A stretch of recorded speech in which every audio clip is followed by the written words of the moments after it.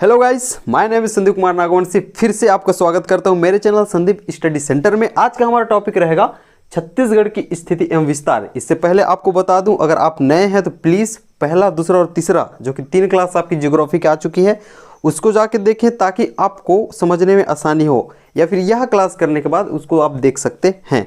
तो पहले क्लास में हमने मैपिंग पे बात करी है, आपको अगर ज्ञात हो मैपिंग पे बात करी है, और इसके अतिरिक्त हमने छत्तीसगढ़ राज्य निर्माण के कारण पे भी हमने बात कर ली है। दूसरी क्लास में आपके जिलों से संबंधित बातें हमने की है और फिर संभागों के निर्माण के संबंध में हमने चर्चा कर ली है। तीसरी क्लास में आपका होगा जो कि छत्तीसगढ़ के बारे में आपका जनरल इंट्रोडक्शन पे होगा। परफेक्ट। तो ये तीनों चीज़ें पे हमने बात कर ली है। इसके बाद आपको पता ही है सिलेबस के अनुसार नेक्स्ट आपको टॉपिक आ जाता है छत्तीसगढ़ की स्थिति एवं विस्तार, जिसके अंतर्गत हमें लेटिट्यूडनल एवं लॉन्गिट्यूडनल एक्सटेंशन ऑफ छत्तीसगढ़ के बारे में बात करनी होती है। ठीक है, तो इसमें हमें बात करनी होती है अक्षांशीय विस्तार के बारे में, इसमें हमें बात करनी होती है आपके देशांतरी विस्तार के बारे में। आपको पता ही है अक्षांशीय विस्तार से हमें एग्जैक्ट स्थिति की पता चलती है, और फिर आपके देशांतरी विस्तार, ठीक है, देशांतरी विस्तार से जो है आपके टाइम का पता लगाया जा सकता है। तो चलो स्टार्ट करते हैं आपके छत्तीसगढ़ की स्थिति एवं विस्तार। मान के चलते हैं ये आपकी पृथ्वी है, सपोज कर सकते हो आप ये आपका पृथ्वी है। इसके लिए एक चीज़ देखेंगे, ठीक है, एक चीज़ देखेंगे, आपकी जितनी भी आड़ी रेखाएं जाएंगी इसको अक्षांश रेखा कहेंगे। आपने ये चीज़ सुन रखी है, अक्षांश रेखा कहेंगे। और जितनी भी आपकी खड़ी रेखा जाएगी इसको देशांतर रेखा कहते हैं। ये ना समझिए कि सिर्फ ऐसी ही जाती है, मैं आपको समझ के लिए बता रहा हूँ। इवन ये आपकी दो ध्रुवों की जो आप बीच में आपस में मिला के खींची जाती है उसी देशांतर रेखा कहते हैं। फिलहाल आप इतना याद रख सकते हैं, जो खड़ी रेखा जाएंगी उसको हम देशांतर के रूप में देखेंगे। तो देखेंगे जितने भी मैंने कहा है आड़ी रेखा जाएगी उसको आपको अक्षांश रेखा कहते हैं। इसको जल्दी से आप देख लीजिए। इवन अक्षांश रेखा ही है जो आपको एक भूमध्य रेखा के नाम से बताया जाता है। वो आपकी पृथ्वी के बीचों बीच से गुजरती है। यहाँ तक परफेक्ट, ठीक है। जो बीचों बीच से गुजरती है ये भी अपने आप में एक अक्षांश रेखा होती है, क्योंकि इससे पहले ही मैंने कहा है अक्षांश रेखा आड़ी जाती है। परफेक्ट। तो मैंने कहा है कि अक्षांश रेखा आड़ी जाती है तो आपकी सभी अक्षांश रेखा इस टाइप से जाएंगी। परफेक्ट, ये सभी अक्षांश रेखा है। ठीक, अब इसका विशेष नाम होता है, ये भी एक अक्षांश रेखा है, इसका विशेष नाम होता है, इसे भूमध्य रेखा कहते हैं। ये भी आपने सुना होगा, और इसे विषुवत रेखा भी कहते हैं। ठीक, विषुवत रेखा या फिर भूमध्य रेखा कहते हैं, जो कि आपकी अक्षांश रेखा ही है जो पृथ्वी के बीचों बीच जा रही है। अब आपने एक चीज़ और सुना होगा, उत्तरी गोलार्ध और फिर आपका दक्षिणी गोलार्ध के बारे में। दिशा की ज्ञान तो आपको है। तो ये विषुवत रेखा या फिर भूमध्य रेखा के उत्तरी भाग को उत्तरी गोलार्ध कहा जाता है और उसके दक्षिणी भाग को दक्षिणी गोलार्ध कहा जाता है। यहाँ तक क्लियर है। अब हम देखते हैं आपकी जो अक्षांश रेखा है ये आड़ी जा रही है। अब अक्षांश में 2 चीज़ों का जिक्र होता है, उत्तरी अक्षांश और फिर आपका दक्षिणी अक्षांश। इसको समझाने की मेरे हिसाब से आपको ज़रूरत नहीं पड़नी चाहिए, क्योंकि जो उत्तरी गोलार्ध में स्थित होगा उसे उत्तरी अक्षांश कहेंगे और दक्षिणी गोलार्ध में जो स्थित होगा उसे दक्षिणी अक्षांश कहेंगे। जितने भी रेखाएं जा रही हैं, इवन ये भी आपको भूमध्य रेखा भी, ये सभी अक्षांश रेखाएं हैं। इसी प्रकार उत्तरी गोलार्ध की एक रेखा जो कि 23.5 डिग्री और दक्षिणी गोलार्ध की एक रेखा जो कि दक्षिणी अक्षांश में से 23.5 डिग्री दक्षिणी अक्षांश, इनका एक विशेष नाम होता है। वो कैसे आप देखेंगे, ये प्रत्येक डिग्री में एक चीज़ ये आपको याद रखना है, जो कि विषुवत रेखा के ऊपर तरफ और फिर विषुवत रेखा के नीचे तरफ प्रत्येक डिग्री में एक अक्षांश जाती है। यहाँ तक क्लियर है। तो प्रत्येक डिग्री में आपके अक्षांश जा रही है। ऐसे करते करते जब 23.5 डिग्री अक्षांश एक गुजर रही है, इसका एक विशेष नाम होता है। सिमिलरली जो आपके 23.5 डिग्री दक्षिण में जो गुजर रही है अक्षांश, उसका एक विशेष नाम होता है। आपने सुना ये कर्क रेखा और फिर आपका मकर रेखा। मान के चलते हैं ये आपका कौन सा है, 30.5 डिग्री अक्षांश है। अब इसको हम क्या बोलेंगे, कर्क रेखा। ठीक, कर्क रेखा, ये अक्षांश रेखा पर ही आपकी बात हो रही है। अब उसी प्रकार दक्षिण में 23.5 डिग्री आपका अक्षांश रेखा जाती है, इसका अलग नाम होता है, इसको भी आपने सुना है मकर रेखा। परफेक्ट, यहाँ तक क्लियर है। तो 3 रेखाओं के बारे में आपको ज्ञान हो चुका है, आपको ज्ञात हो चुका है, विषुवत रेखा, कर्क रेखा और फिर आपका मकर रेखा। तो कर्क रेखा किसे कहा जाता है, 23.5 डिग्री उत्तरी अक्षांश को। मकर रेखा किसे कहा जाता है, 23.5 डिग्री दक्षिणी अक्षांश को, क्योंकि अक्षांश रेखाओं पे बात हो रही है। विषुवत रेखा उत्तर को उत्तरी अक्षांश, दक्षिण को दक्षिणी अक्षांश। अब आपको एक चीज़ और ध्यान में रखना है कि अक्षांश जो है किसी भी देश की, किसी भी राज्य की, इवन आपके भी, आप कहीं पे खड़े भी रहेंगे उसकी भी स्थिति का आराम से ट्रेस किया जा सकता है अक्षांश रेखा के माध्यम से। परफेक्ट। और आपके देशांतर रेखा से आपका टाइम का पता चलता है। ये चीज़ भी आपको जानना रहेगा। अब हम आगे देखते हैं भारत की एग्जैक्टली स्थिति कहाँ पे है। परफेक्ट। अब आपको देखना है भारत की स्थिति क्या है। फिलहाल मैं इसको मिटा रहा हूँ, आपको समझ में आ गया है कि आपको अक्षांश रेखा किसे कहते हैं। मैं आपको इसको अलग से बताता हूँ, ठीक है। यहाँ तक मैं आपको मान के चल रहा हूँ कि आपको अक्षांश रेखा के बारे में समझ हो चुकी है। अब हम भारत की स्थिति देखें तो फिलहाल एक बार देख लीजिए, ठीक। इसको फ्रेश हम बताते हैं। ये आपकी जा रही है विषुवत रेखा, अभी हमने कहा है ये आपकी कर्क रेखा है, और हमने नीचे भी बताया ये आपकी मकर रेखा है। ये आपका कर्क रेखा है, ये आपका मकर रेखा है, ये आपका विषुवत रेखा है। परफेक्ट। अब देखेंगे भारत कहीं यहाँ पे स्थित है, ठीक है। ये ऐसी बना रहा हूँ। फिलहाल देखेंगे भारत यहाँ पे स्थित है, इसलिए क्वेश्चन आता है भारत किस गोलार्ध में स्थित है, तो भारत उत्तरी गोलार्ध में स्थित है। अब एक क्वेश्चन और यहाँ पे बनता है, ठीक है। जब हम दक्षिणी आपका देशांतर रेखाओं पे बात करेंगे तो आप देखेंगे, मान के चलो ये पृथ्वी है और ये आपका विषुवत रेखा है। परफेक्ट। और ये आपका 0 डिग्री देशांतर रेखा है।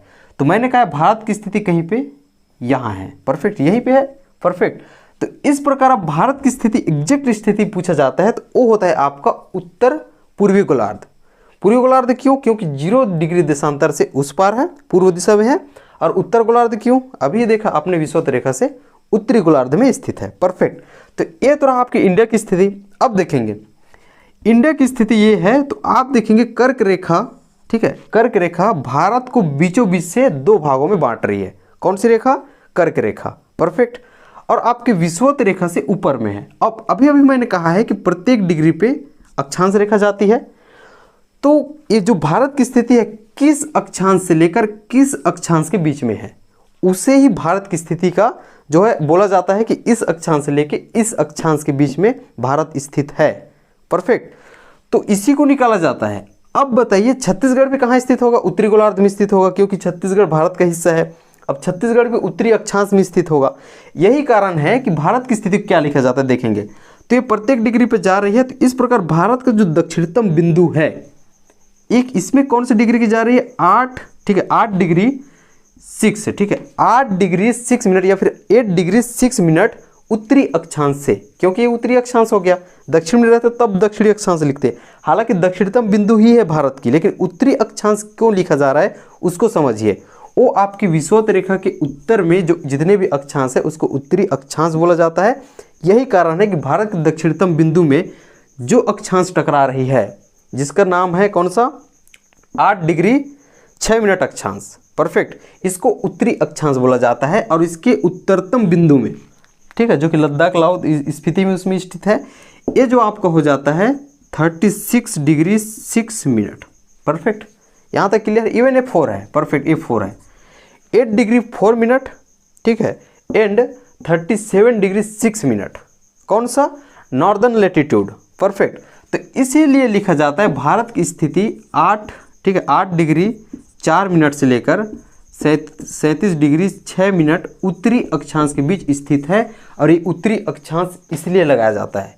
अब बताओ, हम जब छत्तीसगढ़ की स्थिति को देखेंगे इसके अंदर, क्योंकि उसका भी अक्षांश जा रहा है अंदर में, तो उसको कौन सी आपकी अक्षांश लिखा जाएगा? तो उसको भी इस प्रकार उत्तरी अक्षांश लिखा जाएगा। तो इसके लिए अलग रहेगा, क्योंकि ये तो भारत के लिए है।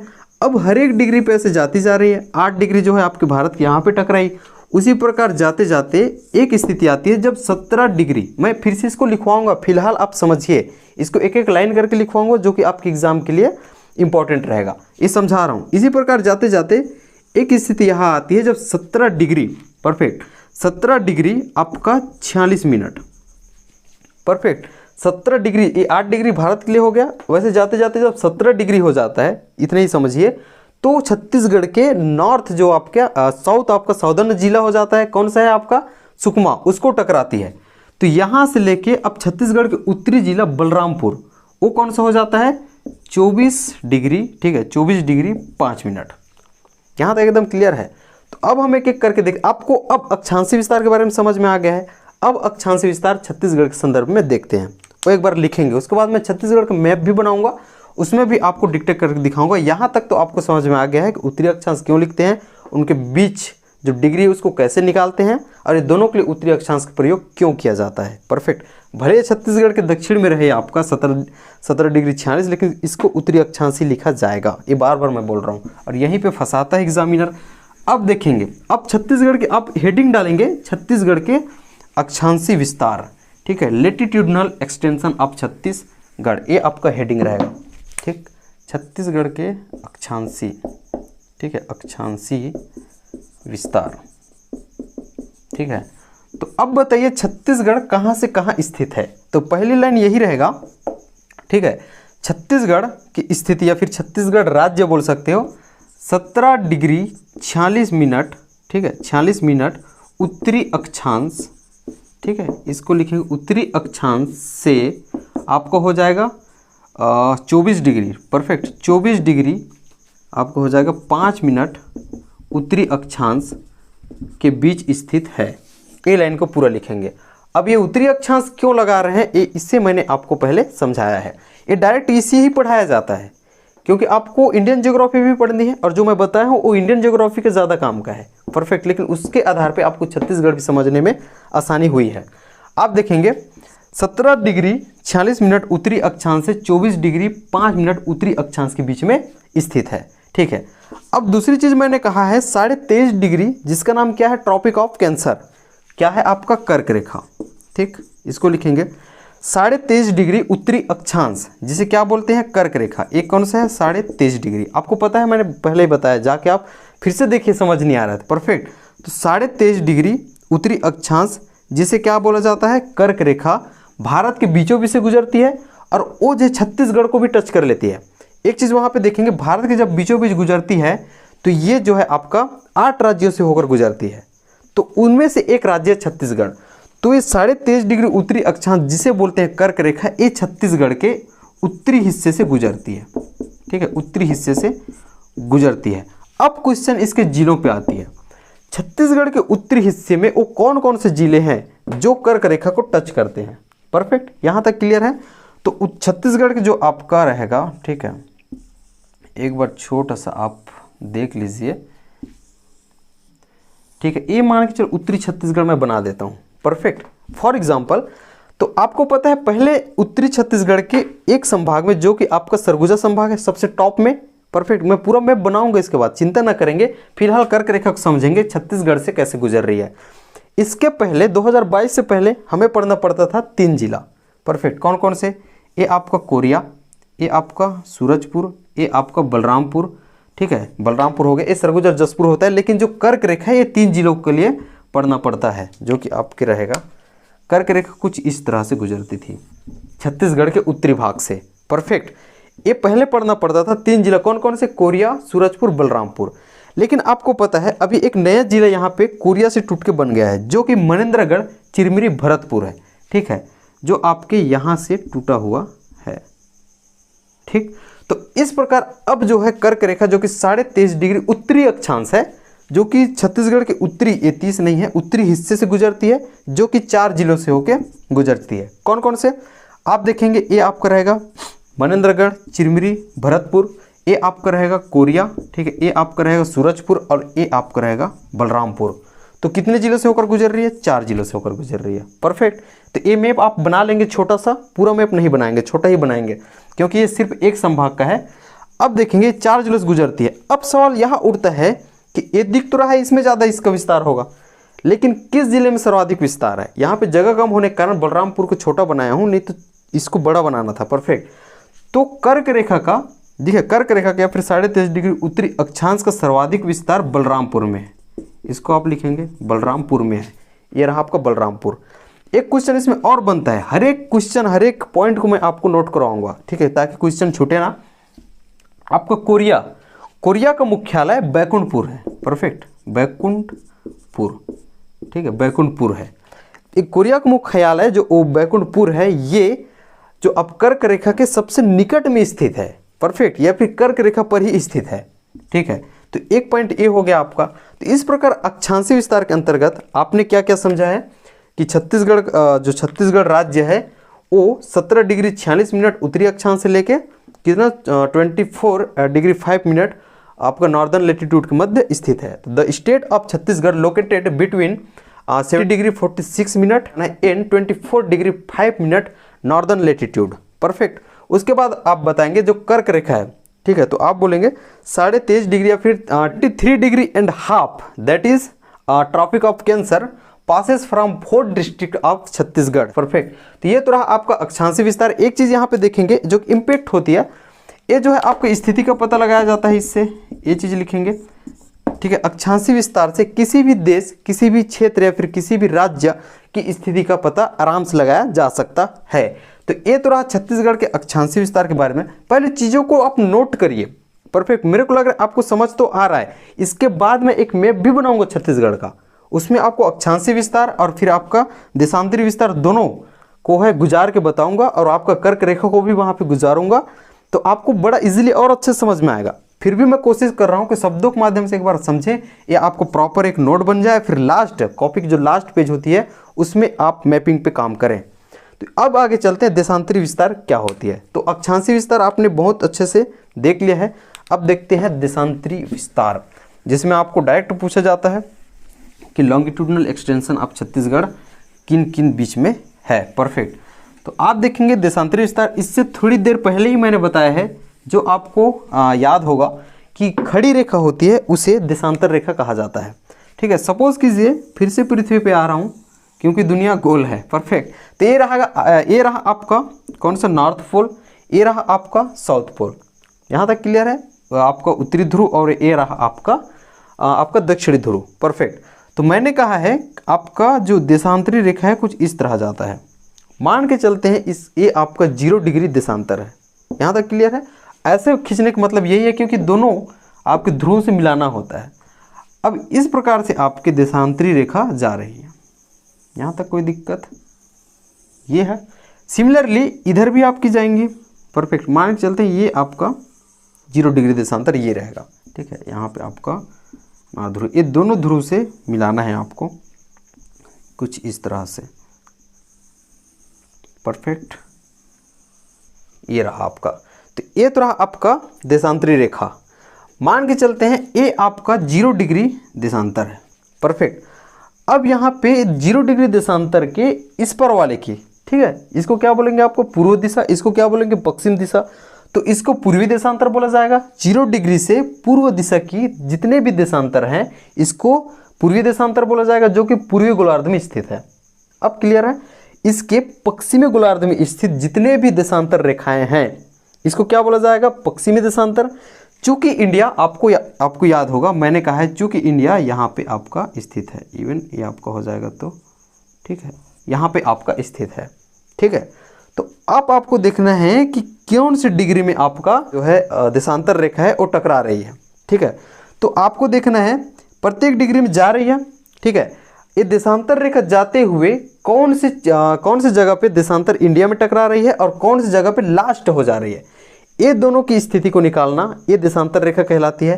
तो अब बताओ जब इंडिया के लिए लिखा जाएगा, ठीक है, कि इंडिया जो है आपको पता ही है इंडिया जो है 68 डिग्री 7 मिनट से आपका 97 डिग्री, ठीक है, 97 डिग्री 25 मिनट के बीच स्थित है। यहाँ तक तो क्लियर है, 25 मिनट के बीच स्थित है। तो ये दोनों में पूर्वी देशांतर क्यों लिखा जाता है 68 डिग्री 7, ठीक है। ये समझ रहे हो, अभी भी देशांतरी स्थिति पे आए हैं छत्तीसगढ़ के, लेकिन आपको थोड़ा सा इंडियन लेवल पे समझना है, अभी नहीं लिखेंगे समझ रहे हैं। तो 68 डिग्री 7, ठीक है, मिनट पूर्वी देशांतर से लेके 97 डिग्री 25, ठीक है, पूर्वी देशांतर के बीच जो आपका भारत जो है लोकेटेड है। परफेक्ट। तो ये पूर्वी देशांतर क्यों लगा रहे हैं, कारण यही है क्योंकि 0 डिग्री आपके 0 डिग्री देशांतर से लेके पूर्व में स्थित है भारत। परफेक्ट। तो इस प्रकार इंडिया का हो जाता है इतना। तो आपको पता है इसमें छत्तीसगढ़ भी आता है, तो ऐसे जाते जाते आपको छत्तीसगढ़ वो भी टच करेगा। तो छत्तीसगढ़ कौन सा वाला टच करता है, ये तो 68 डिग्री 7 आपको भारत के पहली चीज़ के लिए हो गया जो कि गुजरात में है।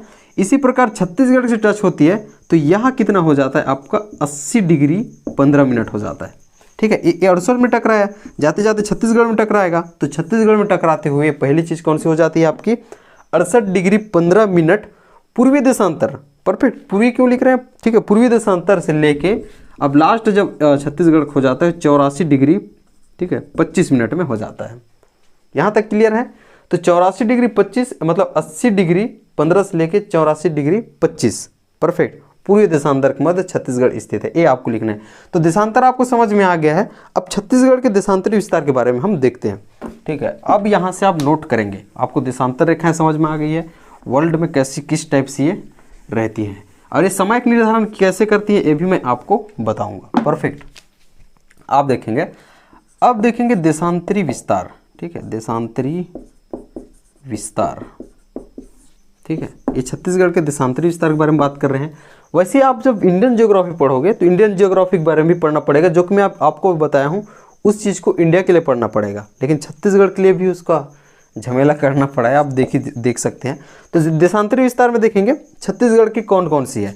तो छत्तीसगढ़ अभी मैंने बताया है 80 डिग्री, ठीक है, 80 डिग्री 15 मिनट, ठीक है, पूर्वी देशांतर से लेके 84 डिग्री 25 मिनट, ठीक है, 25 मिनट पूर्वी देशांतर के बीच स्थित है। कौन से देशांतर, पूर्वी देशांतर के बीच स्थित है, परफेक्ट।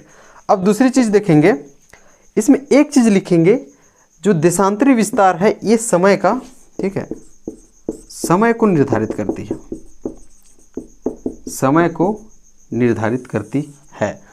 अब थोड़ा सा इंडिया लेवल पे आइए आप, परफेक्ट, इंडिया लेवल पे आइए। ये आपका सपोज कीजिए भारत है, परफेक्ट, ऊपर नहीं बढ़ रहा, बस इतना सपोज कीजिए ये भारत है आपका, ठीक है, जैसे आप ये आपका भारत है।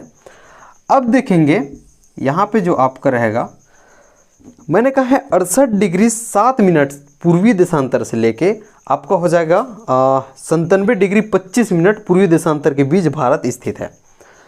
अब ये दोनों अगर दोनों को टाइम जोन माना जाए तो कितना का समय अंतर हो जाएगा, परफेक्ट, बहुत ज़्यादा अंतर हो जाएगा। इसमें 1 से 2 भी रखा जाए तो पर भी बहुत ज़्यादा समय अंतराल होगा। यही कारण है कि दोनों के बीच को एक मानक समय निकाला गया, जो कि एग्जैक्ट कितना आया, जो कि आपका 68 और 97 के बीच फिक्स जो निकाला गया वो 82 आया, परफेक्ट, 82.5, ठीक है। तो इस प्रकार जो है यहाँ से कहीं गुजरता है आपका 82.5 डिग्री, ठीक है, 1.5, ठीक है, 82.5 डिग्री देशांतर रेखा, और यही भारत का मानक समय रेखा माना गया है। मैंने कहा है ना कि देशांतर रेखा समय को निर्धारित करती है। चूंकि भारत 68 डिग्री 7 मिनट पूर्वी देशांतर से लेकर 97 डिग्री 25 मिनट पूर्वी देशांतर के बीच स्थित है, इसलिए दोनों के मध्य देशांतर जो कि 82 डिग्री और हाफ है, जो कि 82.5 डिग्री है, इसको IST माना गया है, ठीक है, इसको IST माना गया है, भारतीय मानक समय रेखा, ठीक है। अब ये भारतीय मानक समय रेखा छत्तीसगढ़ से भी गुजरती है। मैंने कहा इससे पहले कर्क रेखा गुजरती थी, वो भी छत्तीसगढ़ को टच कर गई उत्तरी भाग में, जो कि अभी अभी अक्षांशीय विस्तार में पढ़ के आए हैं 4 जिलों से। अब जो ये IST जा रही है, ठीक है, ये भी छत्तीसगढ़ से गुजर जाती है कुछ इस तरह, ठीक है। तो इसका भी अब क्या पढ़ेंगे कि IST छत्तीसगढ़ के किस किस जिलों से गुजरती है, यानी कि भारतीय मानक समय रेखा, ये समय को निर्धारित करती है, देशांतरी रेखा पता है। अब नेक्स्ट लिखेंगे भारतीय, ठीक है, भारतीय मानक समय रेखा, ठीक है, ये किन किन जिलों से होकर गुजरती है, तो उसको देखेंगे कौन कौन से। ये एक प्रॉपर 8 या फिर 9 जिलों से होकर गुजरती, 8 है, देखते हैं। सबसे पहले देखेंगे मनेन्द्रगढ़, चिरमिरी, भरतपुर, ये आपका एक जिला हो गया, परफेक्ट, ठीक है, एक जिला हो गया। दूसरा रहेगा आपका कोरिया, तीसरा रहेगा आपका सूरजपुर, ये 3 जिला हो गया। अब इसके नीचे जाएंगे तो आपका हो जाएगा कोरबा, परफेक्ट, कोरबा। फिर आपका जाएंगे जांजगीर चांपा। तो अब तक कितना हो गया है, 1 2 3 4 5, जो कि आपका मनेन्द्रगढ़, चिरमिरी, भरतपुर है, कोरिया है, सूरजपुर है, कोरबा है और फिर आपका जांजगीर चांपा है, परफेक्ट, इवन 5 हो गया है, 1 2 3 4 5, ठीक है, जांजगीर चांपा। उसके नीचे जाएंगे बलौदा बाजार है, परफेक्ट। फिर उसके थोड़े से साइड में महासमुंद को टच कर लेती है, क्योंकि मैप जो है ऐसे सीधा नहीं बनता है, परफेक्ट, तो एक दूसरे के अंदर ऐसे गए रहते हैं, इसलिए जो है आपको बलौदा बाजार के बाद महासमुंद को टच कर रहा है, फिर आपका गरियाबंद को टच करेगा, बस इतना ही है। तो 5 3 8 जिलों से होकर जा रही है। कौन सी आपकी भारतीय मानक समय रेखा, कहाँ के, छत्तीसगढ़ के, ठीक है। तो भारतीय मानक समय रेखा छत्तीसगढ़ के 8 जिलों से होकर गुजरती है। ऊपर से IST जो कि कितने की है, 82.5 डिग्री, परफेक्ट, जो कि पूर्वी देशांतर है। और ये किनके किनके बीच लिया गया है, 68 डिग्री और फिर आपका 97 डिग्री के बीच का जो पूर्वी देशांतर को लिया गया है। और यही पूरे भारत में समय को निर्धारित करता है। इसका और एक्सप्लेनेशन है जो कि इंडियन ज्योग्राफी में आपको समझ में अच्छे से आएगा। ठीक है, यहाँ अनावश्यक टाइम नहीं भाई। अब देखेंगे देशांतरी विस्तार हो गया, तो दोनों चीज़ पे आपने बहुत अच्छे से बात कर ली, समझ भी बना ली है। इतना डिटेल पढ़ाने का उद्देश्य यही था क्योंकि मेंस में इसका इम्पैक्ट को लेके प्रश्न आता है। ठीक है, देशांतरी विस्तार और फिर आपका अक्षांशीय विस्तार के प्रभाव को लेके। तो इतना समझने के बाद अब आप मेंस लिखने भी लायक हो गए हैं। वनडे एग्जाम के लिए तो मोर देन सफिशिएंट है, मेंस के लिए भी ये मोर देन सफिशिएंट हो जाएगा। अब चलते हैं इसके मैपिंग पे। आप मैपिंग पे बहुत अच्छे से समझिए ताकि आपके दिमाग में और अच्छे से एक बार बैठ जाए। मैपिंग में एक बार और देख लेते हैं कहाँ कहाँ से गुजर रही है, किस टाइप से आपके अक्षांशीय रेखा काम कर रही हैं और किस तरीके से देशांतरी रेखा का विस्तार छत्तीसगढ़ में है। ये छत्तीसगढ़ का मैप है, इसमें आप समझिए अक्षांशीय विस्तार और देशांतरी विस्तार। मैंने कहा है आपको अक्षांशीय विस्तार किस टाइप से होता है। परफेक्ट, तो देखेंगे अक्षांशीय विस्तार आपका जो है ये सुकमा से टकराता है ऐसा, क्योंकि ऐसे जा रहा है, आपको पता है प्रत्येक डिग्री में जाता है। और उसी प्रकार लास्ट छोर आपका बलरामपुर में टकराता है। परफेक्ट, ये रहा। आपको याद हो तो मैं अक्षांशीय विस्तार कहाँ से कहाँ बताया है, तो ये रहेगा आपका 17 डिग्री 46 मिनट उत्तरी अक्षांश। और उसी प्रकार आप बताइए ये कितना रहेगा, तो ये रहेगा आपका 24 डिग्री 5 मिनट उत्तरी अक्षांश। ठीक है, परफेक्ट, यहाँ तक हो गया। तो 17 डिग्री 46 मिनट उत्तरी अक्षांश से लेकर 24 डिग्री 5 मिनट उत्तरी अक्षांश के बीच छत्तीसगढ़ स्थित है। Perfect, the state of Chhattisgarh located are lies between 70 degree 46 minute northern latitude and 24 degree 5 minute northern latitude. Perfect, अब देखते हैं देशांतरी विस्तार। अब मैंने आपको कहा था कि देशांतरी विस्तार आपकी खड़ी रेखा में जाती है जो कि उत्तरी ध्रुव से और दक्षिण ध्रुव के बीच में उसको मिलाया जाता है। उसी प्रकार काल्पनिक रेखा खींची जाती है जो कि समय का निर्धारण करती है। तो अब देखेंगे दक्षिणी जो आपका देशांतर रेखा कैसे जाती है, सॉरी, ठीक। उसी प्रकार एक यहाँ से आपकी यहाँ टच हो जाती है। परफेक्ट, तो जहाँ जहाँ टच हो रही है, ठीक है, इसी को लिया जाता है। इधर जो टच हो रही है जसपुर में टच हो जाता है। परफेक्ट, इसलिए जसपुर को आपका पूर्वी दिशा बोला जाता है। और यहाँ जो है बीजापुर में टच हो जाता है, इसलिए बीजापुर को पश्चिमी दिशा पश्चिमी, ठीक है, आपका जिला कहा जाता है। परफेक्ट, इसलिए ऐसा नहीं है यहाँ पे पश्चिम जिला या फिर यहाँ पे पूर्वी जिला, ऐसे नहीं बोलेंगे, क्योंकि जहाँ जहाँ देशांतर टकरा रही है उसी को इधर पश्चिमी बोला जाएगा। यहाँ जसपुर में टकराती है इसलिए इसको आपका पूर्वी जिला बोला जाएगा। परफेक्ट, तो आपको पता है देशांतर विस्तार कहाँ से कहाँ है। हमने कहा छत्तीसगढ़ के लिए 80 डिग्री, ठीक है, 80 डिग्री 15 मिनट, ठीक है, 15 मिनट पूर्वी देशांतर से लेके 84 डिग्री, ठीक है, 84 डिग्री आपको 25 मिनट पूर्वी देशांतर के बीच स्थित है। तो ये तो रहा आपका छत्तीसगढ़ जो कहाँ कहाँ विस्तृत है, आपको बताया हूँ मैं। इसकी स्थिति को देख लेंगे और इसके जो है आपका देशांतरी विस्तार को भी देख लेंगे। अक्षांशीय विस्तार के अंतर्गत आपने देखा है जो अक्षांशीय विस्तार में सबसे पहले कहाँ पे टकरा रही है, आपका सुकमा में, ठीक है। और ये छत्तीसगढ़ का कौन सा भाग है, दक्षिणी भाग, इसलिए ये जो है आपका दक्षिणतम जिला हो जाएगा सुकमा। तो छत्तीसगढ़ का दक्षिणतम जिला कौन सा है, सुकमा। क्यों है, क्योंकि जो है 17 डिग्री 46 मिनट उत्तरी अक्षांश इस सुकमा से ही होके टच हो रही है। परफेक्ट, इस प्रकार बलरामपुर में जो आपका लास्ट हो जा रहा है 24 डिग्री 5 मिनट उत्तरी अक्षांश, इसलिए बलरामपुर कौन सा हो जाएगा आपका उत्तरी जिला, क्योंकि ये उत्तर में स्थित है। अब देखेंगे आपका देशांतरी विस्तार के अंतर्गत जो शुरुआत है 80 डिग्री 15 मिनट, ये कहाँ पे टच हो रही है, ये बीजापुर पे टच हो रही है, इसलिए बीजापुर को आपका पश्चिमी जिला माना जाता है। परफेक्ट, यहाँ से नहीं माना जाता, इस राजनांदगांव वाला गांव है, मोहला मानपुर है, इसको पश्चिम नहीं माना जाता क्योंकि टच कहाँ पे हो रही है, बीजापुर पे। यहाँ तक समझ में आ गया। उसी प्रकार ये जसपुर पे टच हो जाती है जो आपकी 84 डिग्री पूर्वी देशांतर है, इसलिए इसे आपका पूर्वी जिला बोला जाता है। तो इस प्रकार आपका खत्म होता है कौन सा, छत्तीसगढ़ की स्थिति एवं विस्तार।